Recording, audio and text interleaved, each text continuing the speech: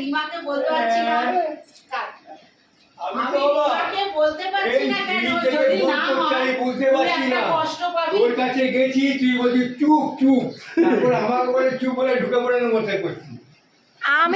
আমি কেন ফোনটা বললাম, বাবা যখন আমাকে সে দিচ্ছে আমি বললাম আমি ফোন করলে আমার ফোনটা কেটে দিল। এবার তারপর বাবা এসে বলছে না না, বাবা এসে বলছে আমি তোকে বলিনি কেন, যদি না হয় আরে মনে মনে কষ্ট পাবে। বাবা এসে বলছে এই কিষান ফোন করছে, আমি তোমাকে ফোন করেছি তুমি কথা বলো, আমার ফোন কেটে দিয়েছে, তা ওই জন্য আমি ধরিনি। বাবা তারপর নিজে নিজেই কথা বলতে আরম্ভ করেছে। জামা কাপড় ছাড়ো, বাথরুমে যাবে, যাও। ফ্লাইটে এসছো না,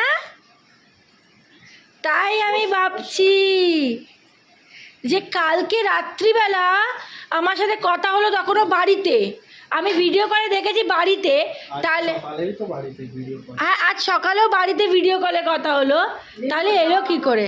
ফ্লাইটে এসছে। জামা কাপড় বার করে